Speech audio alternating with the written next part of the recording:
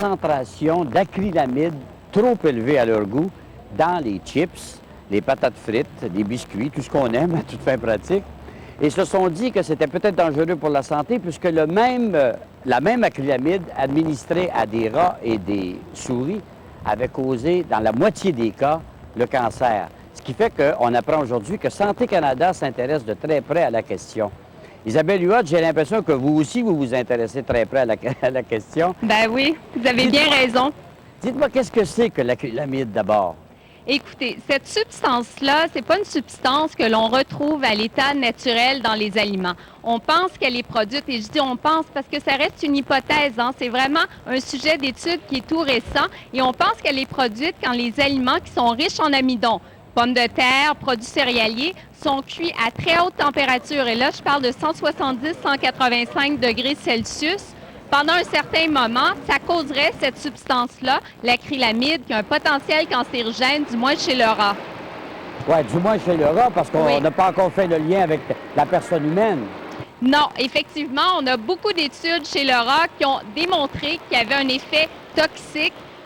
Notamment chez le rat, quand on tombe à l'humain, on a beaucoup moins d'études. Mais ce qui est intéressant, c'est que Santé Canada nous dit qu'il n'y a pas lieu de s'inquiéter et qu'il faudrait consommer 1000 kilos de frites au quotidien pour induire la toxicité observée chez le rat. Et là, syndrome de toxicité, outre le cancer, on parle entre autres de syndrome neurologique. Là, vous dites 1000 kilos, il faudrait qu'un humain en mange 1000 kilos par jour? Par jour pour induire vraiment un effet sur un effet toxique, notamment une augmentation du risque de cancer. Alors, c'est presque inatteignable. En fait, c'est vraiment inatteignable. Donc, on n'a pas, je pense qu'on met peut-être trop d'importance là-dessus. Il faut être prudent, mais il ne faut pas s'alarmer non plus.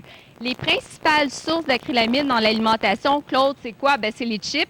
Et puis, comme vous dites, Santé Canada a quantifié la teneur en acrylamide dans différentes marques de chips. On a trouvé qu'il y a certaines marques qui en contenaient 10 fois plus. Évidemment, on tait encore les compagnies qui en contiennent plus, mais on devrait sortir les résultats sous peu. Deuxièmement, les frites et ensuite les biscuits et les craquelins.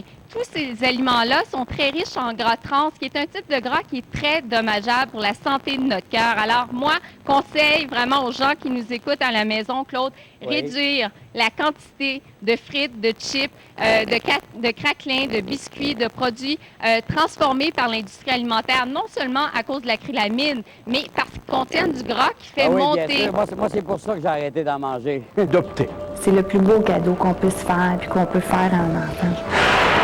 Et Lily sur les traces d'Isidore. Cuba est secoué par un nouvel ouragan.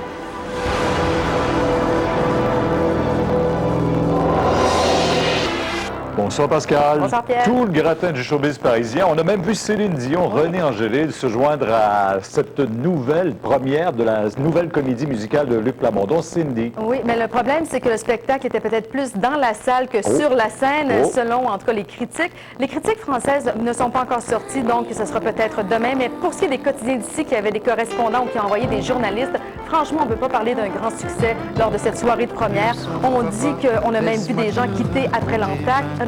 Il semble que ça soit pas au point.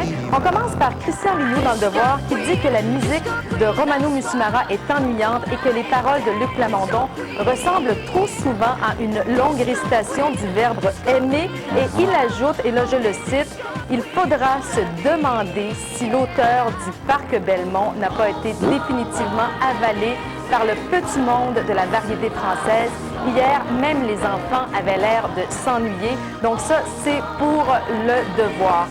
Dans la presse, Louis-Bernard Robitaille écrit « La musique de Musumara, qui est peut-être dans le goût de l'époque, tendance jeune est passablement répétitive. On a un peu de mal à distinguer un air d'un autre. Donc ça aussi, c'est assez cruel. Et puis finalement, il y a Patrick Gauthier dans le Journal de Montréal qui dit qu'il y a de l'humour dans Cindy, que la musique de Romano Musumara est cependant très, très faible, mais que c'est pas tout à fait un désastre annoncé, mais c'est pas tellement encourageant non plus. Il n'y a pas juste la critique qui va être dure pour Plamondon et Cindy, mais il y a aussi peut-être un autre spectacle qui se présente. Oui, on n'en parle pas beaucoup ici, mais c'est vraiment la conversation du tout Paris, on parle d'un duel Cindy et le Petit Prince. Et je vous explique, c'est que ce soir, il y a une autre grande première au Casino de Paris, une autre comédie musicale, c'est Le Petit Prince de Saint-Exupéry. C'est un projet qui a été parrainé, supervisé par le neveu, donc de l'aviateur. Et il y a des chansons qui, semble-t-il, sont magnifiques. Et qui sont de Richard Cosciante. Alors, c'est lui qui a fait la musique de ces chansons. Et là, finalement, on sait qu'on parle même d'un duel Plamondon-Cosciante. Et je tiens à dire que dans le